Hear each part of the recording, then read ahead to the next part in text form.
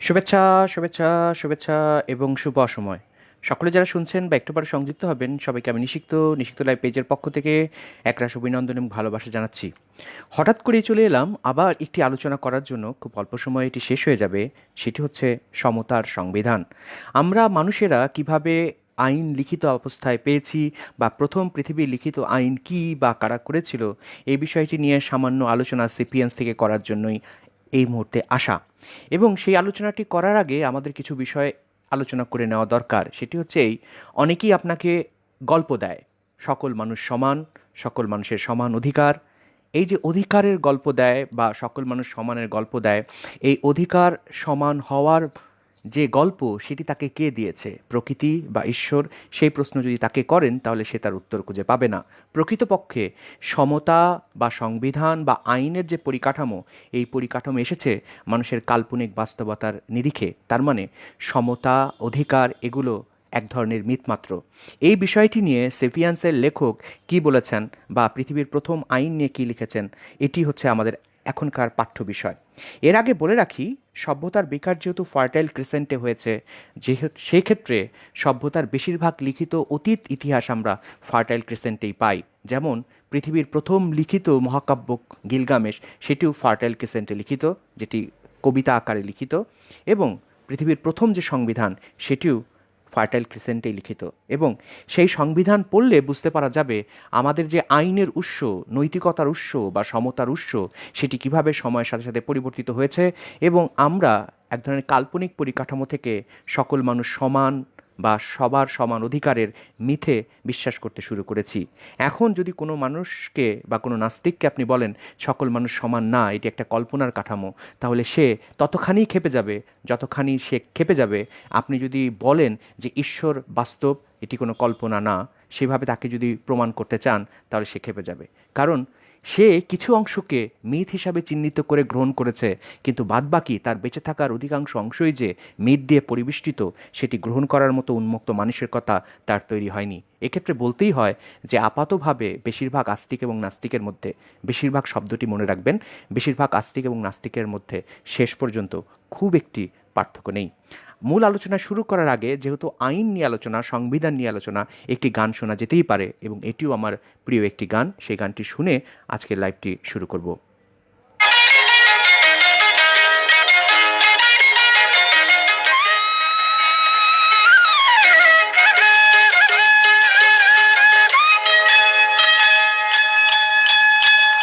আচার খাইলে বিচার হবে, বিচার হলে সাজা পাবে, সে তো জানে আমি। মগর বাদী নিজে হাকিম হলে, বাদী নিজে হাকিম হলে, বিনা দোষে মরে আসামি। আচার খাইলে বিচার হবে, বিচার হলে সাজা পাবে, সে তো জানে আমি। বাদী নিজে হাকিম হলে, বিনা দোষে মরে আসামি।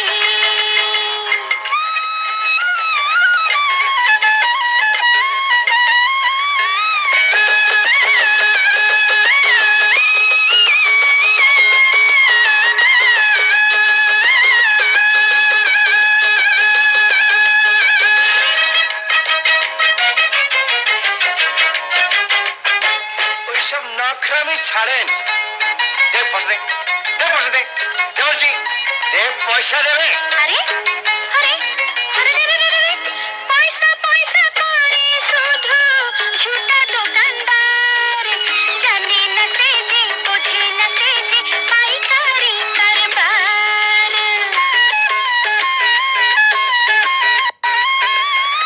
পয়সা পয়সা করে শুধু ঝুটা দোকানদার, জানে না সে যে, বোঝে না সে যে পাইকারি কারবার। সে কারবারে লাভের চেয়ে, হ্যাঁ সে কারবারে লাভের চেয়ে লোকসান বেশি দামি, সে তো জানে আমি। আচার খাইলে বিচার হবে, বিচার হলে সাজা পাবে।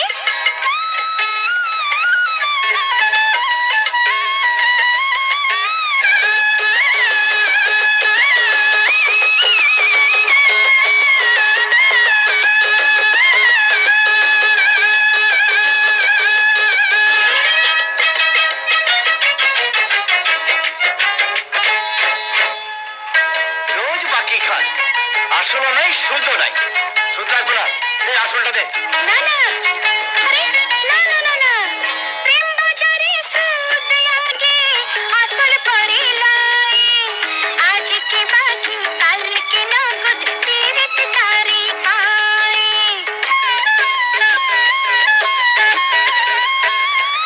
प्रेम बाजारे सुद आगे असल परे लाए, आज के बाकी कल के नगद तीरथ तारी पाए। से फिरते 2 दिन परे, हाँ से फिरते 2 दिन परे, करबी तुई गोलामी, से तो जाने हम आचार खाइले বিচার হবে, বিচার হলে সাজা পাবে, সে তো জানি আমি, মগর বাদে নিজে হাকিম হলে বিনা দোষে মরে আসামি। ও বাদে নিজে হাকিম হলে বিনা দোষে মরে আসামি। ও বাদে নিজে হাকিম হলে বিনা দোষে মরে আসামি। শুরু করছি আমাদের আজকে আলোচনা। তবে মূল আলোচনায় যাওয়ার আগে একটি বিষয় প্রথমে বলে শুরু করা দরকার। একজন ঈশ্বর বিশ্বাসী মানুষ যেমন ঈশ্বরের অস্তিত্বকে প্রমাণ করতে পারবে না, তেমনি একজন ঈশ্বর অবিশ্বাসী মানুষ সকল মানুষের সমান অধিকার বা অধিকার বলে কিছু আছে সেটিও প্রমাণ করতে পারবে না। একজন ঈশ্বর বিশ্বাসী মানুষের যে ঈশ্বর বিশ্বাস সেটি যেমন একজন নাস্তিকের কাছে কাল্পনিক মিথের কাঠামো, তেমনি একজন নাস্তিকের চোখে পৃথিবীর সকল মানুষ সমান, পৃথিবীর সকল মানুষের সমান অধিকার সেটিও একটি কাল্পনিক চিন্তার কাঠামো। দুটো চিন্তার মধ্যে বিশেষ কোনো পার্থক্য নেই। ফার্টাইল ক্রিসেন্ট থেকে আমাদের সভ্যতার বিকাশ ঘটেছে এবং একটু আগেই বলেছি ফার্টাইল ক্রিসেন্টেই আমরা প্রথম লিখিত মহাকাব্য পেয়েছি এবং এই ফার্টাইল ক্রিসেন্ট থেকেই আমরা প্রথম পৃথিবীর লিখিত সংবিধান পেয়েছি, যে সংবিধানকে বলা হয় হামুরাবির সংবিধান। হামুরাবি বলা হয়, হাম্বুরি বলে বা হামুরাবি বলে। হামুরাবির সংবিধানকে বলা হয় পৃথিবীর প্রথম সংবিধান। এই যে সংবিধান, সেই সংবিধান সম্পর্কে জানতে আমাদের যেতে হবে খ্রিস্টপূর্ব 1776 সালের দিকে। খ্রিস্টপূর্ব 1776 সালের দিকে যেতে হবে। ব্যাবিলন তখন পৃথিবীর সবচেয়ে জমজমাট সাম্রাজ্য ছিল। ইরান, ইরাক আর সিরিয়া মিলে ছিল এর বিস্তৃতি। ব্যাবিলনের সবচেয়ে বিখ্যাত সম্রাট ছিলেন হামুরাবি। না, ইনি নর্মালি আমাদের আকবরের মতো এত দীর্ঘ সময় ধরে রাজত্ব করার জন্য বিখ্যাত হননি, অথবা সম্রাট আলেকজান্ডারের মতো অর্ধেক পৃথিবী জয় করার জন্যও বিখ্যাত হননি। এই যে হামুরাবির বিখ্যাত হওয়ার পিছনে যেটি আছে সেটি হচ্ছে তার লিখিত একটি কোড, যে কোড তার নাম বহন করে চলছে এবং এই কোডে সেকালের সমস্ত আইন কানুন লেখা আছে, যার জন্য বলা হয় হামুরাবির সংবিধান হচ্ছে পৃথিবীর প্রথম লিখিত সংবিধান। এই সংবিধানের আইন কানুন কেমন ছিল সেটি দেখলে আমরা বুঝতে পারবো আমাদের যে সমতার ধারণা, অধিকারের ধারণা, সেগুলো কিভাবে সময়ের সাথে সাথে মানুষের চিন্তার মাধ্যমে পরিবর্তিত হয়েছে এবং আপনার উপলব্ধি হবে সমতা বা অধিকার মিথমাত্র। যদি আমরা তার আইন নিয়ে বলি, সেটি এমন যে এই আইন এতই প্রভাব বিস্তারকারী ছিল, অর্থাৎ হামুরাবির আইন এতই প্রভাব বিস্তারকারী ছিল যে এর পরের যুগের শাসকরাও এটি ফলো করে গেছেন এবং মধ্যযুগ পর্যন্ত হামুরাবির আইন অন্ধের মতো অনুসরণ করা হয়েছে কোথাও কোথাও। এবার যদি আমরা এই সংবিধানের ভেতরের বক্তব্য নিয়ে একটু আলোচনা করি, তাহলেই রহস্যটা ক্লিয়ার হবে যে আসলে কী রহস্য ছিল পৃথিবীর প্রথম লিখিত সংবিধানের মধ্যে। সংবিধানের শুরু হয়েছে, এই সংবিধান লেখার শুরু হয়েছে স্রষ্টার নাম নিয়ে। স্রষ্টার নাম নিয়ে সংবিধান লেখা শুরু। তার মানে বর্তমানে পৃথিবীর বিভিন্ন ধর্মতান্ত্রিক দেশে যেখানে সংবিধান স্রষ্টার নাম নিয়ে শুরু হয়, এটি বর্তমানের কোনো প্রচলিত ধারণা না। এই ধারণা 5000 বছর আগে থেকে চলে আসছে। এই হামুরাবির সংবিধানে যে 3 স্রষ্টার নাম নেওয়া হয়েছে প্রথমেই, তাদের নাম হচ্ছে আনু, ইনলিল এবং মার্ডুক। আনু, ইনলিল এবং মার্ডুক সেকালের 3 দেবতা ছিলেন তারা। বলা হচ্ছে দেবতারা হামুরাবিকে দুষ্টের দমন আর শিষ্টের পালনের জন্য পৃথিবীতে পাঠিয়েছেন। এটা কিন্তু পৃথিবীর সকল শাসকদের কমন ফিচার। তারা বলেন যে আমরা দুষ্টের দমন আর শিষ্টের পালন করার জন্য এসেছি, এবং পূর্ববর্তী যারা শাসক ছিলেন তারা বলতেন যে এই ক্ষমতাটা সরাসরি দেবতা বা ঈশ্বর তার উপরে অধীনস্থ করেছে।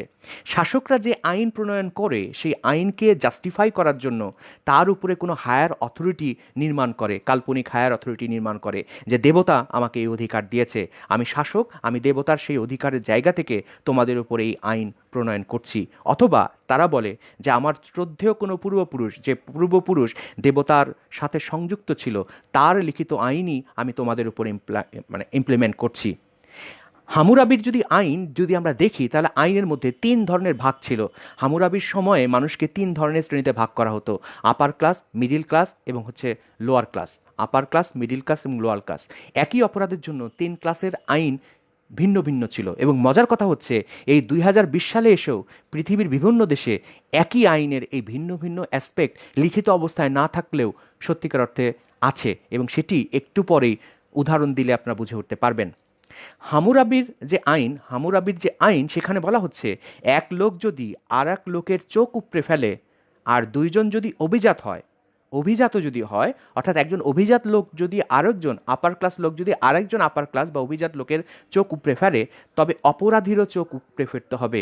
অর্থাৎ হাতের বদলে হাত, পায়ের বদলে পা, শরীরের বদলে শরীর। কখন? যখন দুজনই উচ্চ শ্রেণীর উন্নত পর্যায়ের মানুষ হবে তখন। চোখের বদলে চোখ, এই ব্যাপারটা এসেছে সম্ভবত হিব্রু ল থেকে। এই যে আমরা চোখের বদলে চোখ, হাতের বদলে হাত, যেটি ইসলাম ধর্মেও চলে এসেছে, এটি হিব্রু ল থেকে এসেছে। কারণ ইহুদিরা বিশ্বাস করত তারা হচ্ছে ঈশ্বরের চোজেন পিপল, অর্থাৎ ঈশ্বর তাদেরকে বিশেষভাবে সিলেকশন দিয়ে নির্মাণ করেছেন। প্রতিটা ইসরায়েলকেই খোদা পরম যত্রে তৈরি করেছেন। কাজেই এক ইহুদি যদি আর এক ইহুদির চোখ উপড়ে ফেলে, সে যতটা না ওই মানুষের বিরুদ্ধে অন্যায় করলো, তার চেয়ে বেশি অন্যায় করলো সে খোদার বিরুদ্ধে। কারণ খোদার চোজেন পিপুলের চোখ তুমি তুলে ফেলেছ, তার মানে এর শাস্তি তোমার চোখও তুলে ফেলা হবে। এই ফিলোসফিটা, যেটাকে আমরা বলছি যে ইহুদি ধর্মমত থেকে পরবর্তীতে বিকশিত হয়েছে, এখানে একটা বক্তব্য হচ্ছে এরকম যে খোদা এত কষ্ট করে একটি জিনিস তৈরি করেছে, তুমি কে বাপু সেই জিনিসটিকে নষ্ট করার? যেহেতু খোদার এই কষ্ট করে তৈরি করা কোনো জিনিস তুমি নষ্ট করেছো, সেহেতু তোমার শাস্তি হচ্ছে তোমারও ঠিক একই জিনিস নষ্ট করে দেওয়া হবে। তার মানে ইসলাম এই ধারণা প্রথম উৎপত্তি করেছে বা এনেছে, এই ধারণাটিও সঠিক নয়। এবং হামুরাবির আইনের যে আরও বৈশিষ্ট্য, একটু আগেই বলেছিলাম, হামুরাবির আইনে মানুষজনের 3টি স্ট্যাটা ছিল: আপার স্ট্যাটা, মিডিল স্ট্যাটা এবং লোয়ার স্ট্যাটা। একজন অভিজাত যদি এক সাধারণ মানুষের চোখ উপড়ে ফেলে, অর্থাৎ যে মধ্যবর্তী স্ট্যাটার, একজন অভিজাত যদি একজন সাধারণ মানুষের চোখ উপড়ে ফেলে, তবে তার 60 ভরি রৌপ্য জরিমানা দিলেই চলবে। 60 ভরি রৌপ্য জরিমানা দিলে চলবে। তার বিনিময়ে, একজন সাধারণ মানুষের চোখ উপড়ে ফেলার বিনিময়ে এই অভিজাত মানুষের চোখ উপড়ে ফেলার প্রয়োজন পড়বে না। এবার লোয়ার স্ট্যাটার ক্ষেত্রে একজন অভিজাত যদি একজন দাসের চোখ উপড়ে ফেলে, তবে সেই দাসকে যেই দামে কেনা হয়েছে সেই দামের অর্ধেক জরিমানা দিতে হবে সরকারকে। অর্থাৎ একজন অভিজাত শ্রেণীর মানুষ যদি লোয়ার ক্লাসের দাসের চোখ উপড়ে ফেলে, তাহলে সেই দাসকে যে দাম দিয়ে ক্রয় করা হয়েছে তার অর্ধেক মূল্য দিতে হবে সেই দাসকে। এটি ছিল আইন। অর্থাৎ আইনের 3টি স্ট্যাটা আমরা দেখলাম। এক অভিজাত পুরুষ যদি কোনো অভিজাত নারীকে গর্ভবতী করে ফেলে, আর কোনো কারণে সন্তানটি যদি মারা যায়, সেটা গর্ভাবস্থায় হোক কিংবা প্রসবের সময় হোক, তবে তার ক্ষতিপূরণ হিসাবে 10 ভরি রৌপ্য দিতে হবে। অর্থাৎ একজন অভিজাত যদি কোনো অভিজাত নারীকে ধর্ষণ করে বা তার সাথে সম্পর্ক তৈরি করে, গর্ভবতী করে, সেটা যে কোনোভাবেই হতে পারে। ধর্ষণের কারণে গর্ভবতী হতে পারে, সহবাসের কারণেও গর্ভবতী হতে পারে, কিন্তু যাদের একত্রে থাকার সম্পর্ক নেই, বিবাহের সম্পর্ক নেই, সেক্ষেত্রে এই সন্তান যদি মারা যায় গর্ভ অবস্থায় বা প্রসবের সময়, তাহলে সেই অভিজাত নারীকে 10 ভরি রৌপ্য ক্ষতিপূরণ দিতে হবে। আর যদি কোনো কারণে মহিলাটি মারা যায়, তাহলে আইনটি বড় অদ্ভুত। আমি কোনো অভিজাত নারীর সাথে শারীরিক সম্পর্ক করলাম, সেই শারীরিক সম্পর্কের জন্য সেই অভিজাত নারীটি গর্ভবতী হলো, সেই গর্ভবতী সন্তানটি গর্ভ অবস্থায় অথবা প্রসবের সময় যদি মারা যায়, তাহলে সেই অভিজাত নারীটিকে আমাকে 10 ভরি রৌপ্য মুদ্রা ফাইন দিতে হবে। কিন্তু এই মহিলাটি যদি মারা যায়, তাহলে তার বিনিময়ে আমার কন্যা সন্তানকে হত্যা করা হবে। অপরাধ করলাম আমি, কিন্তু হত্যা করা হবে আমার কন্যা সন্তানকে। একটু ভালো করে বুঝবেন, আমি অপরাধ করছি, তার বিনিময়ে শাস্তি পাচ্ছে আমার কন্যা। এই ঘটনা যদি একজন অভিজাত পুরুষ একজন সাধারণ নারীর সাথে ঘটায়, তবে জরিমানা হিসাবে গুনতে হবে আগের অর্ধেক, অর্থাৎ 5 রৌপ্য মুদ্রা, 5 ভরি রৌপ্য। আর সেই মহিলা যদি মারা যায়, তাহলে আমার কন্যা সন্তানকে হত্যা করা হবে না, বরং তার বিনিময়ে 30 ভরি রৌপ্য দিয়ে মাপ চেয়ে নিতে হবে। এক্ষেত্রে অভিজাত পুরুষটির কন্যা সন্তান বেঁচে যাবে। আগের ক্ষেত্রে যেখানে আমার কন্যা সন্তানকে হত্যা করা হতো, কিন্তু যখনই কোনো নারী মধ্য স্তরের হবে তখন আর আমার কন্যা সন্তানকে হত্যা করা হবে না। ঠিক একই ঘটনা যদি দাসীর সাথে ঘটে, তাহলে অভিজাত পুরুষটিকে দিতে হবে 2 ভরি স্বর্ণ পূর্বের অবস্থায়, আর পরবর্তী যদি মারা যায় তাহলে দিতে হবে 20 ভরি স্বর্ণ জরিমানা। অর্থাৎ অদ্ভুত বিষয় কিন্তু আপনি একটা খেয়াল করতে পারেন এই আলোচনা থেকে। হামুরাবির সংবিধান অনুযায়ী পুত্র কন্যা হচ্ছে বাবা মায়ের সম্পত্তি। হামুরাবির সংবিধান অনুযায়ী পুত্র কন্যা বাবা মায়ের সম্পত্তি। আর একটু উদাহরণ দিই, আপনি অভিজাত, আমি অভিজাত, আমি আপনার কন্যাকে হত্যা করলাম, এর বিনিময়ে আপনি আমার কন্যাকে হত্যা করবেন। এক্ষেত্রে আমি হত্যাকারী হিসাবে আমি অভিজাত হওয়ার কারণেও বা যে কোনো কারণেই হোক হামুরাবির সংবিধানে আমার কোনো শাস্তি হচ্ছে না। আমার কন্যাকে আপনি হত্যা করবেন যেহেতু আমি আপনার কন্যাকে হত্যা করেছি। ব্যাপারটা অনেকটা এইরকম। অর্থাৎ এক্ষেত্রে বোঝা যায় যে পুত্রকন্যা বাবা মার সম্পত্তি ছিল।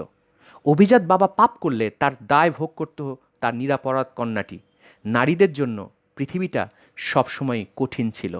নারীদের জন্য পৃথিবী সবসময় কঠিন ছিল। অন্তত লিখিত ইতিহাস যতদিনের, ততদিন থেকে আমরা এটাই জেনে আসছি। কঠিন ছিল সাধারণ মানুষের জন্য কঠিন ছিল। স্পষ্টতই সেকালে অভিজাত মানুষের জন্য একরকম আইন ছিল, আর সাধারণ মানুষের জন্য আরেক রকম আইন ছিল, আর দাস শ্রেণী মানুষের জন্য আরেক রকম আইন ছিল। এবার সবচেয়ে গুরুত্বপূর্ণ প্রসঙ্গ যেটি দিয়ে এই লাইভটি শুরু করেছিলাম, সকল মানুষ যে সমান এই ধারণা তখনও আসেইনি। সকল মানুষ যে সমান এই ধারণা তখনও আসেইনি। তার মানে সকল মানুষ সমান এটি একটি ধারণা মাত্র। ভালো করে মাথায় প্রবেশ করিয়ে নেবেন, এটি একটি ধারণা মাত্র এবং এটি একটি মিথ মাত্র। এই ধারণার প্রথম প্রয়োগ আমরা দেখি 1776 খ্রিস্টাব্দে। 1776 খ্রিস্টাব্দে আমেরিকার সংবিধানে সকল মানুষ সমান এই ধারণা প্রথম প্রকাশিত হয় এবং ইংল্যান্ডের রাজার শাসনে অতিষ্ঠ একদল ভদ্রলোক নিজেদের জন্য এই রকম আইন তৈরি করে, যেখানে দৃপ্তকণ্ঠে তারা ঘোষণা করে সকল মানুষ সমান। তবে এখানেও মজা আছে। সকল মানুষ সমান বলতে সকল সাদা মানুষ সমান, সকল সাদা এবং কালো মানুষ সমান নয়, সকল সাদা মানুষ সমান। সকল মানুষ সমান বলতে যে ধারণাটা প্রথম বিকশিত হয়েছে, সেখানে যারা দীপ্তকণ্ঠে এই ধারণার পক্ষে কথা বলেছে তারা এটা মনে মনে স্থির করে নিয়েই বলেছে যে সকল সাদা মানুষ সমান। কালো মানুষেরা তখনও সিলেবাসের বাইরে ছিল। কালো মানুষকে সমতার ধারণার যে মিথ, এই মিথের কাঠামোর মধ্যে তখনও পর্যন্ত প্রবেশ করানো হয়নি। এবং এই যে কালো মানুষেরা এই সিলেবাসের ভিতরে আসতে অনেক সময় লেগেছে, প্রায় 200 বছর সময় লেগেছে, এবং এর জন্য লেগেছে অনেক রক্তপাতের, অনেক রক্তক্ষয়ের, এবং এই রক্তগুলো ছিল অবশ্যই কালো মানুষদের। কিন্তু আসলেই যদি আমরা একেবারে আনবায়াস হইতে চিন্তা করি যে সকল মানুষ কি সমান, আমরা কি বায়োলজিক্যালি সমান, এর উত্তর হচ্ছে না, আমরা বায়োলজিক্যালি সমান না। সকল মানুষ কি সমান একেবারে জিরো পয়েন্ট অফ ভিউ থেকে যদি চিন্তা করেন, যেখানে আপনার সামনে কোনো ধারণা নাই, তাহলে কি সকল মানুষ সমান? উত্তর। অর্থনৈতিকভাবে কি সবাই একই শ্রেণীতে পড়ি? উত্তর। সক্ষমতায় কি আমরা একই শ্রেণীতে পড়ি? উত্তর না। বুদ্ধিবৃত্তিক চিন্তায় কি আমরা একই শ্রেণীতে পড়ি? উত্তর না। রং, রূপ, ভাষা বাদ দিয়ে দিলাম, রং, রূপ, ভাষা বাদ দিয়ে দিলাম। তার মানে এই যে সকল মানুষ সমানের ধারণা, এই আইন তবে কিভাবে তৈরি হলো? কিভাবে তবে সকল মানুষ সমান হওয়ার ধারণাটা আমাদের মধ্যে আসলো? আইন করে সকল মানুষকে সমান ঘোষণা করলেই কি সকল মানুষ সমান হয়ে যায়? বা সকল মানুষকে সমান তৈরি করার এই আইন ঘোষণার দরকারটা কি? এর পেছনে আছে স্বার্থ, এবং এই স্বার্থের কারণেই আইনের জন্ম হয়েছে, এই স্বার্থের কারণেই আইন জন্মগ্রহণ করেছে। মনে রাখতে হবে, আইনের জন্ম হয়েছে কিন্তু অভিজাতদের হাতে। আইন নির্মাণ করেছে অভিজাতরা। ভালো করে বুঝবেন, সাধারণ মানুষ তৈরি করে প্রথা আর অভিজাতরা তৈরি করে আইন। আবার বুঝবেন, সাধারণ মানুষ তৈরি করে প্রথা আর অভিজাতরা তৈরি করে আইন। গল্প যেমন মিথ তৈরি করে, সবচেয়ে গুরুত্বপূর্ণ আলোচনা, গল্প যেমন মিথ তৈরি করে, আইনও দিনে দিনে একটি মিথ তৈরি করে। গল্প থেকে মিথ হয়, আইন থেকেও মিথ হয়, এবং সেই মিথ যখন তৈরি হয়ে যায় তখন আস্তিক নাস্তিক নির্বিশেষে সবাই বলা শুরু করে সকল মানুষ সমান, কারণ সেও মিথের ধারণাটাকে চূড়ান্ত বাস্তবতা বলে মেনে নিয়েছে। যেমন ঈশ্বর আছে এটি বিশ্বাসীরা চূড়ান্ত বাস্তবতা বলে মেনে নেয়, তেমনি সকল মানুষ সমান এটিও নাস্তিকরা চূড়ান্ত বাস্তবতা বলে মেনে নেয়। কিন্তু শেষ পর্যন্ত এগুলো মিথ থেকেই উৎপত্তি হয়েছে বা বিকশিত হয়েছে। যদি আরও পরিষ্কার করা যায় যে প্রকাশ্যে ধূমপান করলে 50 টাকা জরিমানা, এই আইনের কথা কি মনে আছে? এটি যে কত ঠুনকো একটি আইন সেটি কিন্তু আমাদের আরবান কালচারে আমরা দেখেছি এবং এটি নিয়ে অনেক গল্প তৈরি হয়েছে। নিউ ইয়র্কে একটি মেয়ে চাইলেই প্রকাশ্যে টপলেস হতে পারবে, কিন্তু আইনত সেই টপলেস ছবি কোথাও কমার্শিয়ালি ব্যবহার করতে পারবে না। নিউ ইয়র্ক সমাজেও হয়তো এই আইন নিয়ে নানা চটুল গল্প প্রচলিত আছে। গল্প যেই কাজটা করে, ভালো করে বুঝবেন, গল্প যে কাজটা করে সেটি এক ধরনের মিথ তৈরি করে, আইনও ধীরে ধীরে সেই গল্পের মতোই একটি মিথ তৈরি করে। সমতার আইন বা গল্পের আইন, অধিকারের আইন, এগুলো হচ্ছে ইমাজিনেড রিয়ালিটি, অর্থাৎ কাল্পনিক বাস্তবতার জন্ম দেয়। সেখানে আস্তিক নাস্তিক সকলেই এই কাল্পনিক বাস্তবতাকে চূড়ান্ত সত্য বলে মনে করে এবং জন্ম দেয় একটা অর্ডারের। কেউ 2-1 ছটাক সকল মানুষ সমান এরকম কোনো প্রুফ এভিডেন্স দেখাতে পারবে না, কোনো আইনের লিখিত কাগজপত্র ছাড়া। কেউ সম অধিকারের 2-1 ছটাক 2-1 কেজি বস্তু আপনাকে তুলে দেখাতে পারবে না। এটি নাস্তিকীয় পক্ষ থেকে না ঈশ্বর দিয়েছে না প্রকৃতি দিয়েছে। তার মানে আইন বা সমতার যে বিষয় আলোচনা, একটি হচ্ছে ইমাজিনেটিভ রিয়ালিটি, কাল্পনিক বাস্তবতা এবং মিথমাত্র। সাধারণ মানুষের উপর ছড়ি ঘোরানোর জন্য এই অর্ডারটা কিন্তু দরকার ছিল এবং এই অর্ডারটা তৈরি করেছে অভিজাতরা। আইন ছাড়াও কিন্তু আমরা বেশ চলতে পারতাম, আইন ছাড়াও আমরা বেশ চলতে পারি, কিন্তু কখন পারি? খুব ছোট ক্ষুদ্র গণ্ডিতে, যখন 100-150 একটি ক্লান বা গোত্র নির্ভর মানুষ একসাথে বসবাস করছে, তখন প্রথাগত আইনের কোনো দরকার পড়ে না, সকল মানুষ সমান, এই মিথের দরকার পড়ে না, কোনো কিছুই প্রয়োজন পড়ে না।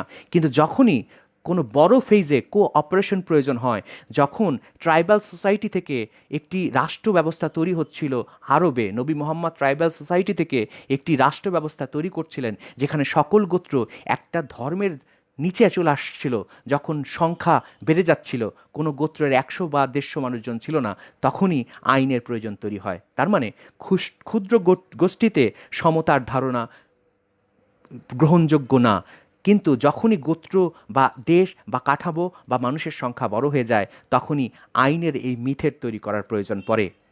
আইনের দ্বন্দ্বটা যদিও, অর্থাৎ আইনের যে ভারবাহী দ্বন্দ্ব, সেটি কিন্তু অভিজাতদের হাতে থাকে।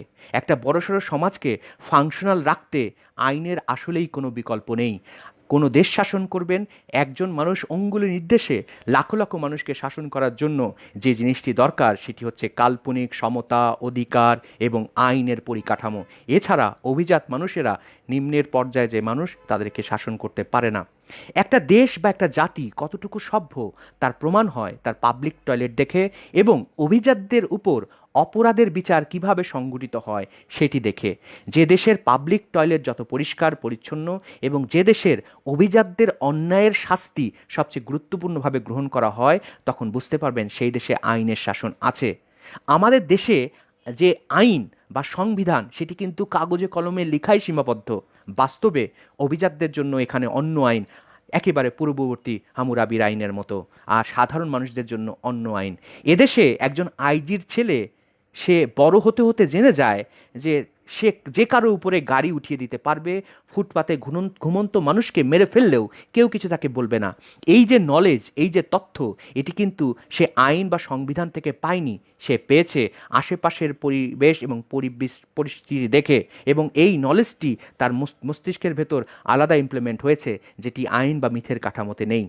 সেদিক দিয়ে বিচার করলে আমরা যদি এখনকার এই 2020 সালে এসেও এই অবস্থা দেখতে পাই আমাদের দেশেও, যে আইন বা সংবিধান লিখার কাগজে এক থাকলেও বাস্তবে এখানে মন্ত্রীর ছেলে, রাষ্ট্রপতির ছেলে, প্রধানমন্ত্রীর ছেলে আর একজন সাধারণ রিক্সাচালক মুটে মুজিরির ছেলের একই অপরাধের ভিন্ন ভিন্ন বিচার ধারা হয়।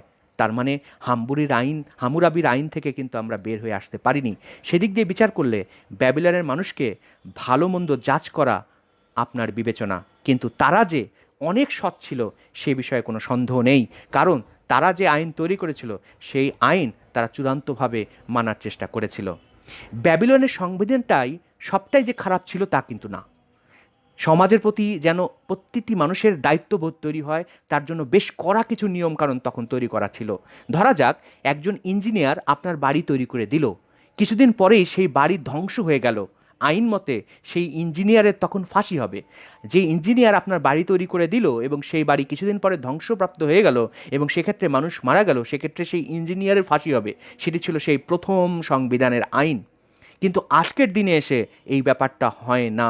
তার মানে আমাদের চেয়ে তাদের এই নিয়মকানুনের ক্ষেত্রে, দায়িত্ববোধের ক্ষেত্রে বেশি শক্তিশালী আইন ছিল। আজকের পার্সপেক্টিভে একটা লঘু পাপে গুরুদণ্ড হলেও সেকালের দৃষ্টিতে এটি ছিল ভয়ানক অপরাধ, অর্থাৎ লঘু পাপে গুরুদণ্ড সেকালে ছিল না। আপনি যখন কারোর জন্য কিছু নির্মাণ করছেন, তখন সেই বাড়িতে অবস্থানকালীন তার জানের জিম্মাদারিত্বও আপনি নিচ্ছেন। সেই জান বিগত হওয়া মানে আপনার আর বেঁচে থাকার কোনো অধিকার নেই। আপনি যখন কারো জানের দায়িত্ব নিচ্ছেন, সেই জান বিগত হওয়া মানে আপনার বেঁচে থাকার কোনো অধিকার নেই। কেবল সমাজের প্রতি, এই প্রতিটি ব্যক্তিগত মানুষের না, ইন্ডিভিজুয়ালের প্রতি সমাজের একটা দায়িত্ব আছে। একটা আইন ছিল এমন, কোনো একটা পাড়ায় কোনো বহিরাগত এসে ছিনতায় শিকার হলে পাড়ার সবাই মিলে তাকে ক্ষতিপূরণ দিতে বাধ্য হবে। আমি যদি ধানমন্ডির রাস্তায় গিয়ে ছিনতায় শিকার হই, তাহলে ধানমন্ডির সকল বাসিন্দাদের আমার সেই ছিনতাইয়ের অর্থ প্রদান করতে হবে ফাইন হিসাবে। এটি ছিল কিন্তু পৃথিবীর প্রথম সংবিধানের আইন। এটা মনে রাখতে হবে, কোনো সংবিধানই পারফেক্ট নয়। কোনো আইন, কোনো ইমাজিনেটিভ রিয়ালিটি, মিথ, অধিকার, সমতা কোনোটাই পারফেক্ট নয়। হামুরাবির আইনটাও পারফেক্ট না। তবু সেই সমাজে বিধান আর বিধানের বাইরে জীবনটার যে দূরত্ব, তা ছিল অনেক কম। যে কম দূরত্ব এখন কম নেই, বরং ক্রমশ সভ্যতা চাকা ঘুরতে ঘুরতে সেই দূরত্ব কেবল বেড়েই চলছে, বেড়েই চলছে। আমাদের কাগজে কলমে আমরা এখন বলছি সকল মানুষ সমান, কাগজে কলমে বলছি সবার জন্য সমান আইন, কিন্তু নিজের বিবেককে একবার প্রশ্ন করে দেখবেন সেটি কি সত্যি আপনি বাস্তবায়িত করছেন এবং আপনি নিজে সেটি কি মনে করেন? তার উত্তর হচ্ছে অবশ্যই করেন না। সবার প্রতি ভালোবাসা জানিয়ে শেষ করছি। সবাই ভালো থাকবেন।